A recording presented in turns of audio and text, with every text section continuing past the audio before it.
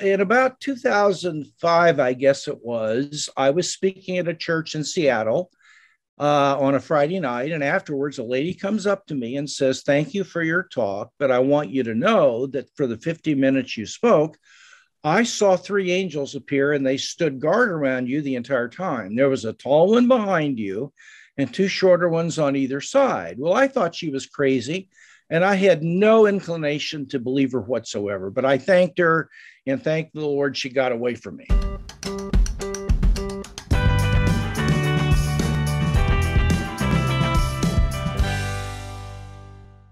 Hey guys, welcome to the show. Today I have an extremely special guest, Dr. J.P. Moreland, who is the Distinguished Professor of Philosophy at Talbot School of Theology at Biola University. He's one of the most influential living philosophers in the world. Wow, that's amazing. I was a student of his when I was in seminary at Biola, and I took his apologetics class, which was one of my favorite classes in seminary. And today we're going to talk about his new book, A Simple Guide to Experience Miracles, Instruction and Inspiration for Living Supernaturally in Christ. Welcome, J.P. Moreland. Well, Becket, I could not be happier to be with you. I just love you to death, and you were such a good student. You still owe me a paper, you dog, so turn that thing in, will you? By the way, JP decided to dress up for Halloween early. That's why he's wearing that mask. But he's, doing kind of a Phantom of the Opera situation. That's right. I'm scaring my grandchildren is what I'm really doing here. So show us a copy. Do you have a copy of the book? I do. Yes. So that's the book. I read it, and it's so encouraging. If you're a Christian, you have to read this book, or even if you're not a Christian, it's so encouraging. After I finished reading it, it was kind of one of those moments where you're like, wow, like this life, it kind of takes you out of the trauma of what's going on in the world right now. And you're exactly like, right. Exactly right. Yeah. And I was like, oh, I feel great now. It makes you feel great. So let's start by asking, because you mentioned this in the introduction, why this book now? Why did you? Because you've written many books. I don't know how many, like 100 or something. Yeah, I never go to the restroom, so I just spend all my time writing. But well, Becket, I have become aware over the last several years of a worldwide outbreak of supernatural, miraculous events, and I've even seen a lot of them myself. But people in our culture don't know about that by and large. And so as a result, they don't really have much expectation that these things still go on very often. And there are reasons for that. But I want people to have a more exciting, a more hopeful, a more expectant Christian life where they actually see more of the overt manifestation of God's activity around them. And so I tried to bring my training as a philosopher in a simple way to kind of clear up some confusions about this area. And then I went into 5 different kinds of supernatural events and offered teaching, and then vetted very, very carefully authentic stories of these things happening to people I know, to me, to people I've called and interviewed.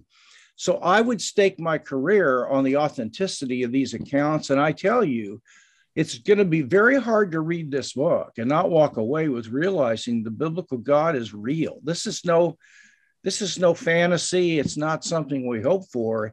God is real. He doesn't answer all my prayers, and sometimes I get bugged in him for that. But I've seen enough to know there's somebody on the other line, if you know what I'm saying. Yes. And so before we get into the amazing miracles, let's define what is a miracle. Yeah, good question. A miracle is a special activity of God whereby he intervenes into the natural world for some specific purpose. And the intervention is what I'm looking at. It's when God acts in a special way. And the miraculous are that I list are answers to prayer, specific answers to prayer, healings, God supernaturally speaking to us outside the Bible in 6 different ways, real angelic and demonic activity that you can know is real, and then finally, the actual reality of near-death experiences. These are all supernatural events that are widely happening all over the world. So that's what I want people to know about.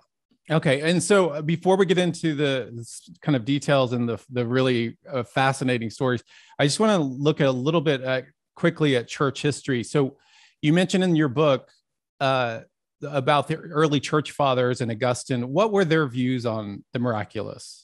Well, they saw the miraculous all the time. And so up until, and just shortly after Augustine, it was commonplace to see healings, to see real demonic deliverances. In fact, there were Tertullian, a church father in the 200s, on 2 different occasions, wrote a letter to the local Roman official who was governing that area and starting to persecute Christians. And he says, look, why are you persecuting us? After all, you know yourself that we're healing your sick, that we're the ones that are casting demons out of them and returning them to sanity.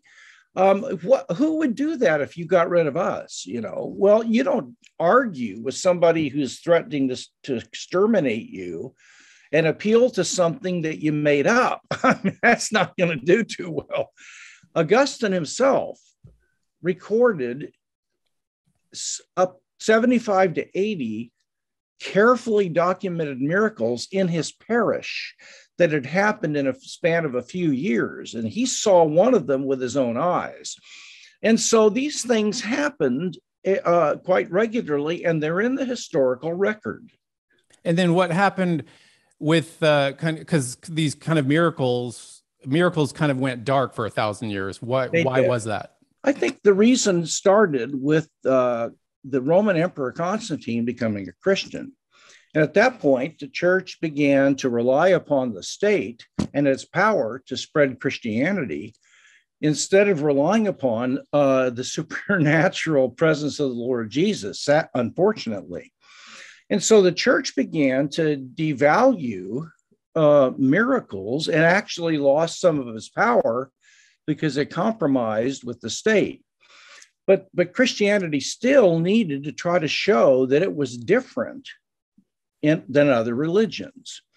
And the way to show that was no longer with the presence of signs and wonders or just the figure of Jesus, but it involved the fact that the church was able to produce saints and holy people greater than alternative faiths could do. So they would say, look at what we produce in people.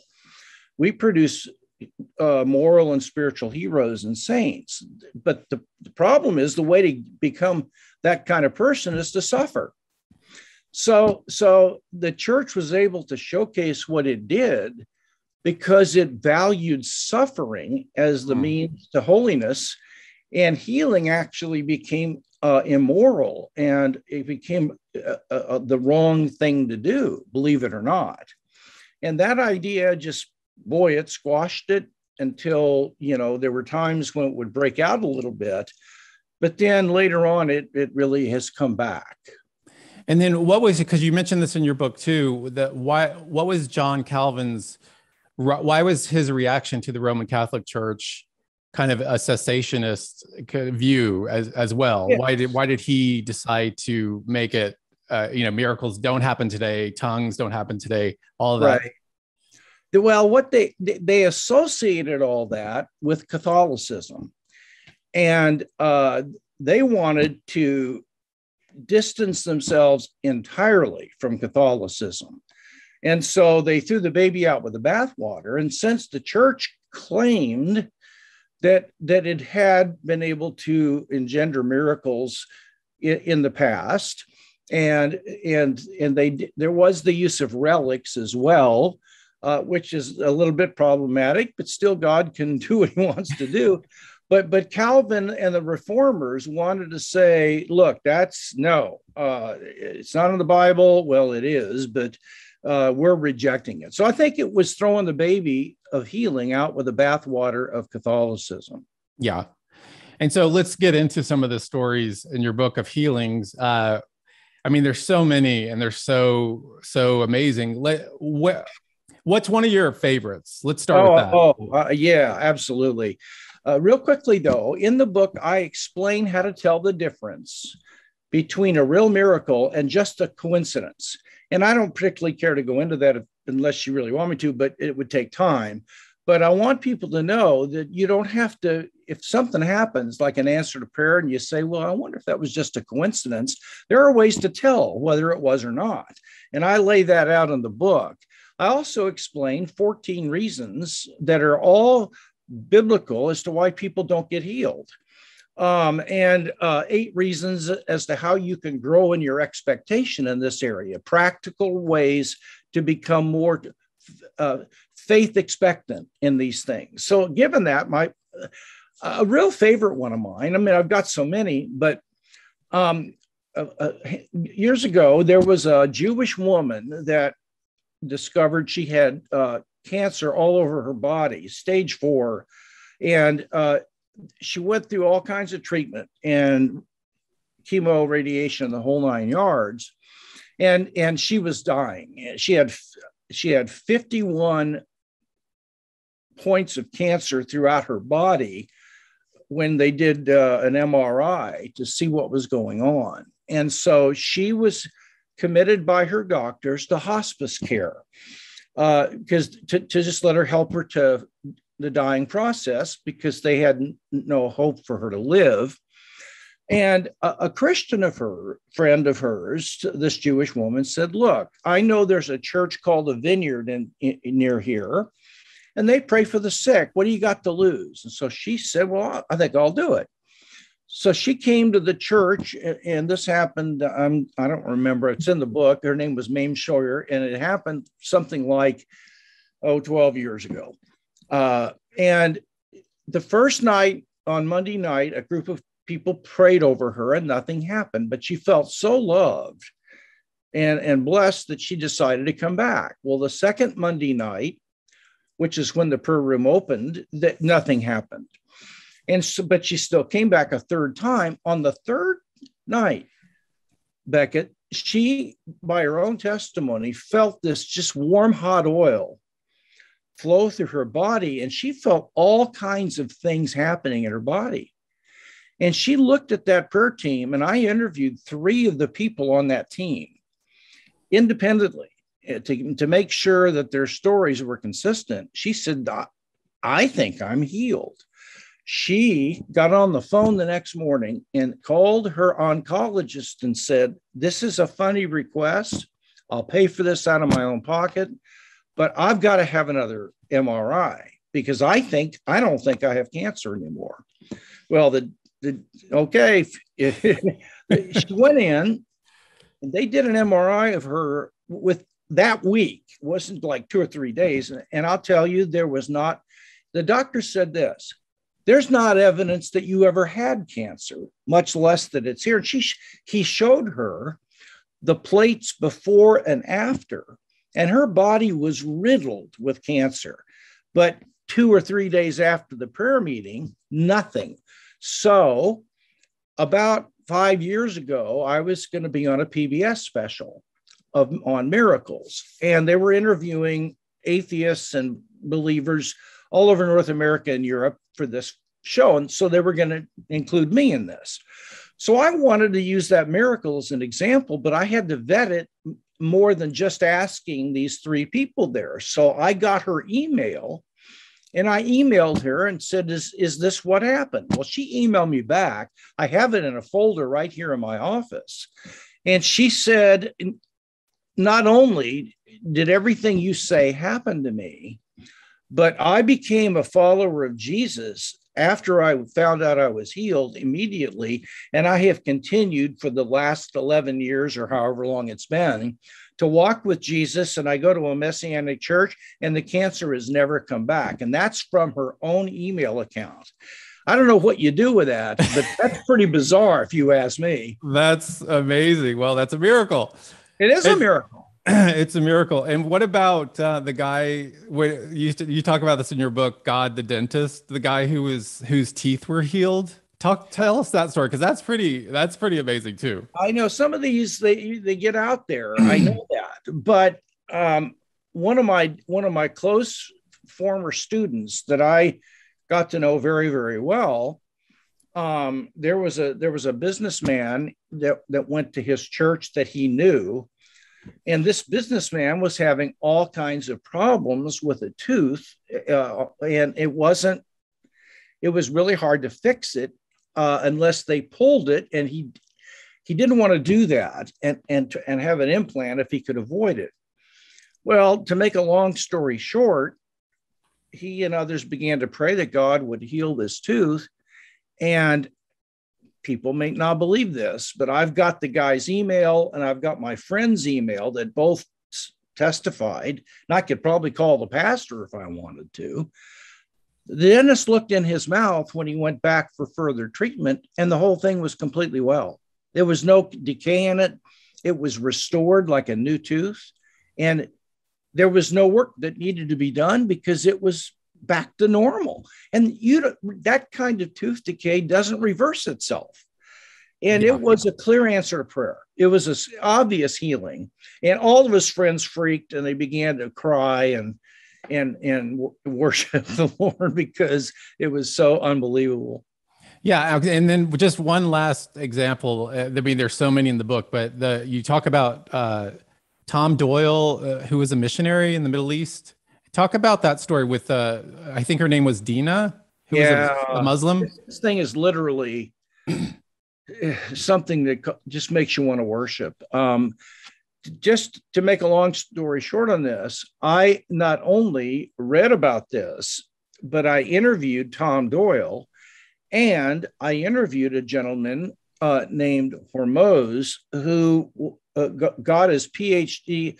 He was from Lebanon, a Muslim, escaped with his parents to the States, became a Christian here, got a PhD in engineering at USC.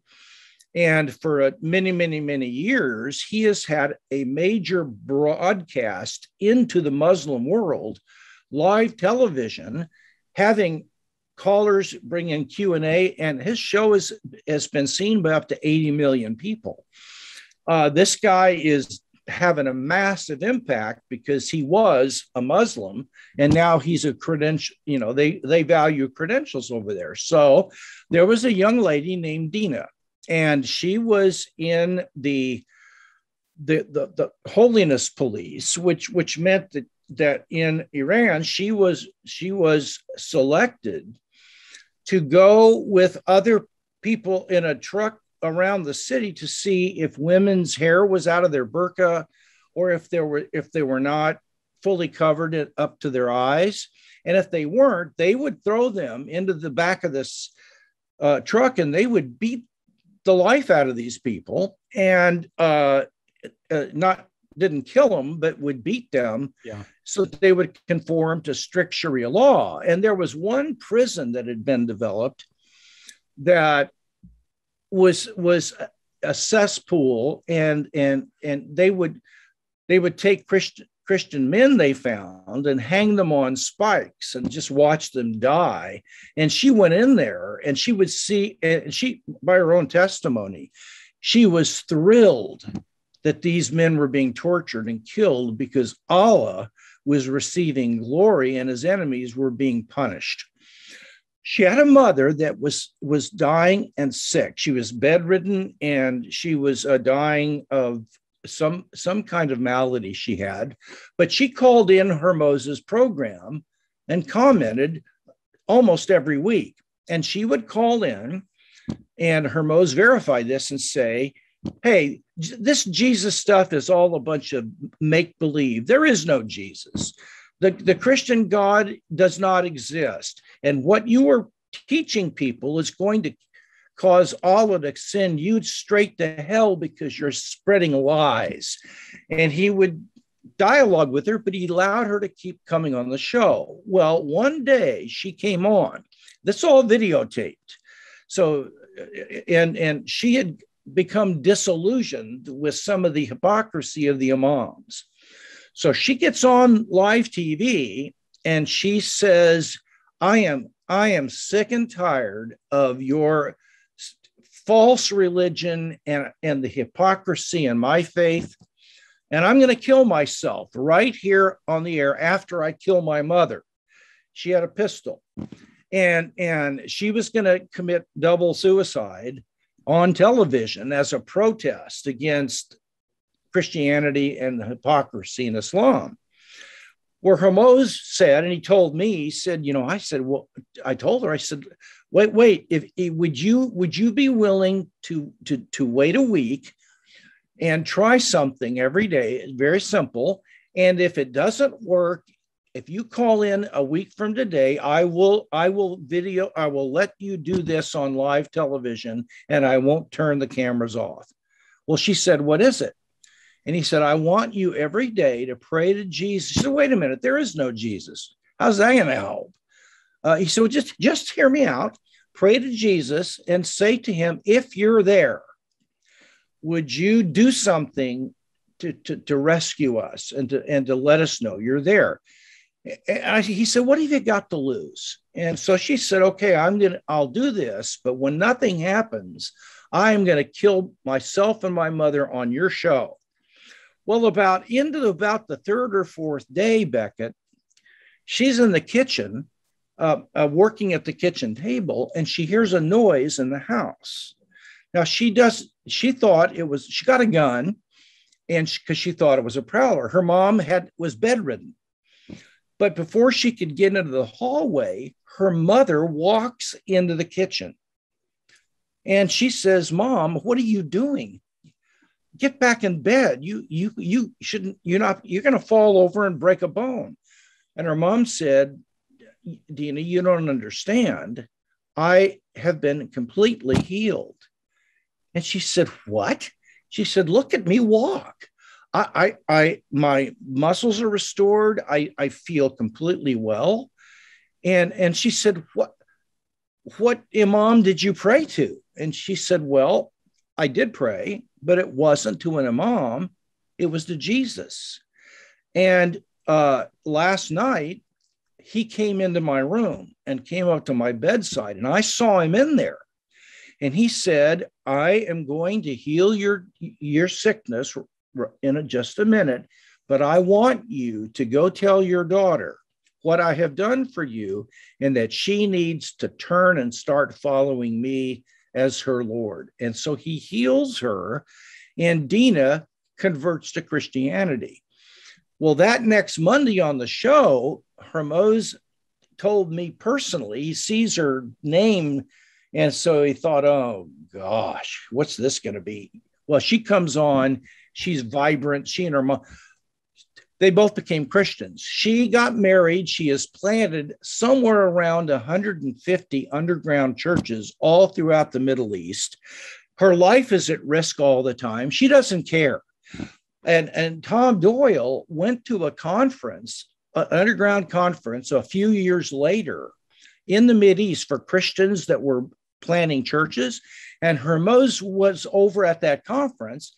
And he met Hermoz because he knows him and Hermoz said, you want to meet Dina and her mom? And Doyle said, you're kidding me. And he said, no, they're sitting right over there. So he goes, he meets them and he has lunch with them and they're just doing so well. This is all videotaped. And it's just beyond, it's just unbelievable. God is alive. I'll tell you that. Yeah. And you talk about in the book, you give practical ways of how just like in your case, how would you go about praying for someone in terms of healing? What do you do? Very, very good question. And I'm assuming now that this person is with me, like say in the church after the service, or they're in my home or what have you. And I would try to get one or two or three other people, if they're willing, to join me. And the first thing I would do would be to say, let's be quiet right now. And I'm going to invite the Lord's presence to come to us and give him a chance to speak if he wants to. But all you have to do is relax and receive, and don't try to make anything happen. So, Lord Jesus, we now invite you to make your presence known. And if you have something you'd like to say to our sister, we're just listening. And if someone gets a word of knowledge, we give it. And then after that, I say, would you mind if we laid hands on you in appropriate places and soaked you in prayer for a while? No, please do. So then we would lay hands perhaps on her forehead or his forehead, shoulder, or something of that sort. And we would begin to speak to the illness and command it to leave. And if I might say, brain chemistry, you are destroyed and you are overwhelmed and you are causing my sister to have anxiety. I command you in the name of Jesus Christ to be restored and to return to normal. And I command the cortisol to leave in Jesus' name. Then we stop and we say, are you feeling anything? And if the person says, well, not really, then we try again, and we'll do it again. And if nothing happens, then our purpose is, we never promise somebody you'll get well, but we do promise to love them and to bless them. And if we send them away with that, we've done something at least.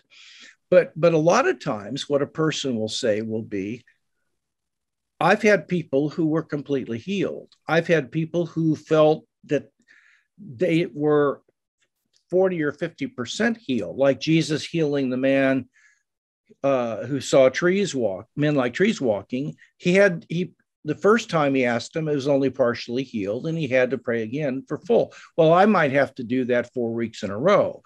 But the point is that after you've prayed for the person, then you give them instructions as to what they might do. Like we believe in medicine as well as healing, and so it's a both and.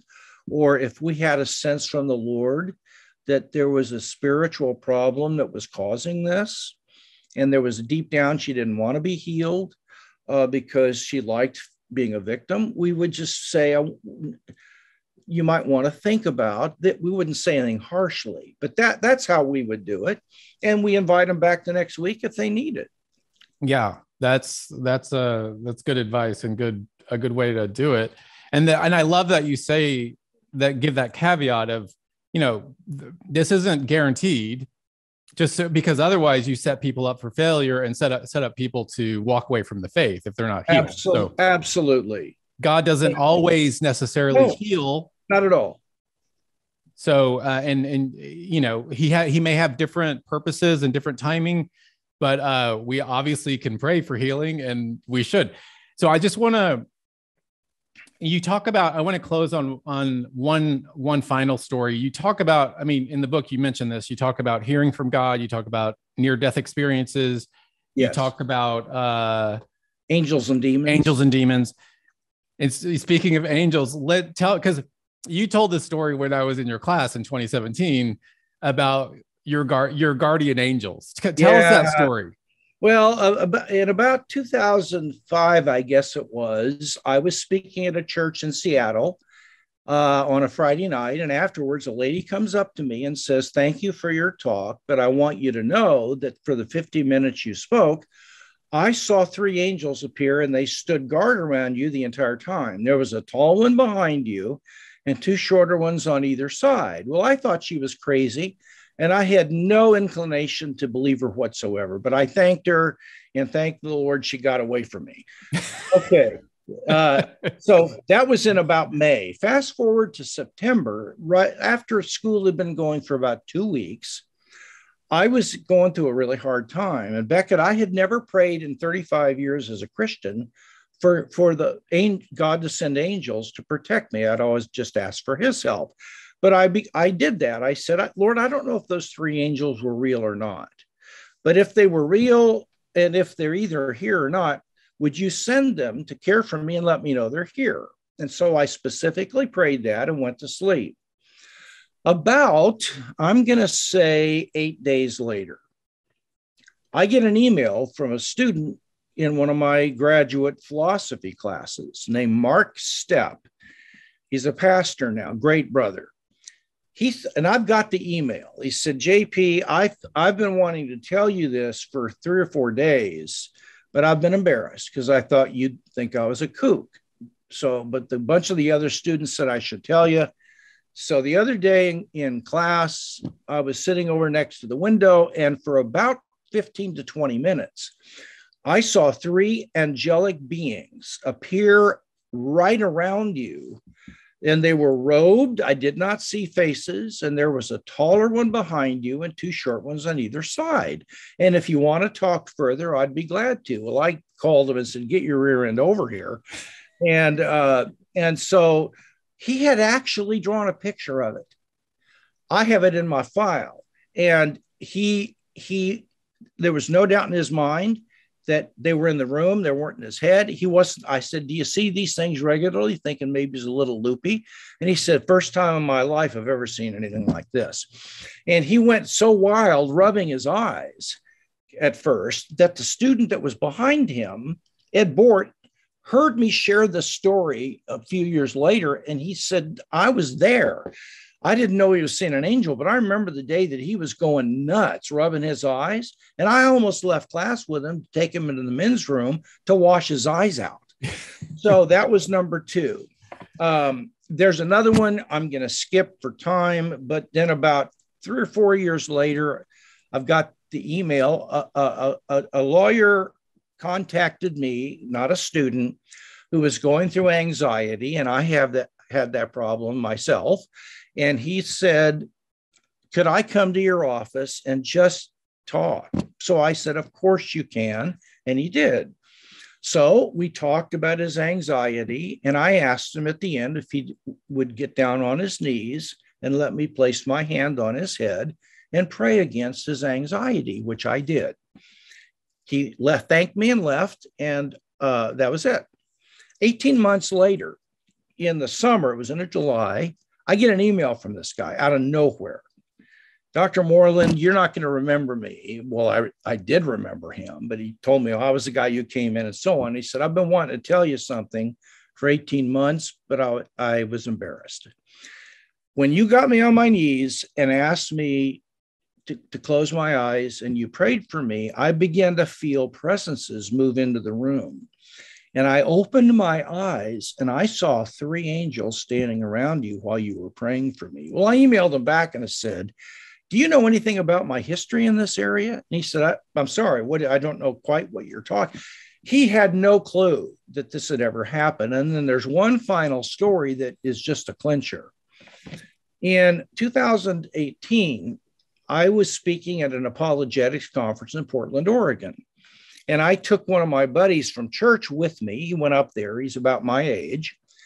And after I spoke on Saturday morning, there were about 400 people at the conference. We had a break. And so I went out and sat at our book table. And there were several other book tables in the foyer. And my buddy was right next to me. And the 2 women who were administrators of the conference, I know that I've known them for 15 years. Megan Clark and another Megan were sitting right there taking sales. Well, this 40-something woman makes a beeline across the foyer to me. And she says, Dr. Moreland, do you have a second? I said, yes, ma'am. And she said, well, all my life I've been a Jewish atheist, but a little over a year ago, I committed myself to Jesus, and I'm now a Messianic converted Jew. And your writings have helped me strengthen my doubts and my faith. But she said, that's not why I came to talk to you. She said, she said, I hope you won't think poorly of me, but when you were speaking this morning, I could see angels. And I said, stop. I said, don't go any further, ma'am, please. I want you to wait. And I asked my friend Mark Stevens and the 2 Megans, I said, would you listen to what's going to follow here. So I had 3 eyewitnesses, and I said, if you don't mind, ma'am, I want to ask you questions, and then you can continue. So, all right. And I said, did you see angels? And she said, yes, I did. Do you have any idea how many there were? Did you count them or not? She said, no, there were 3. I said, okay. Where do you know where they were positioned? Were they hovering? Were they down on the floor below the stage? Or where were they? And she said, they were standing around you. There were 2 on either one on either side and another one behind you. Okay, one final question.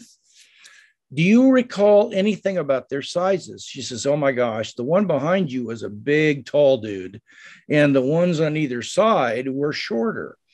And I have eyewitnesses that I'd never met this woman in my life. She had no information about anything that had ever happened to me because she was basically a new believer.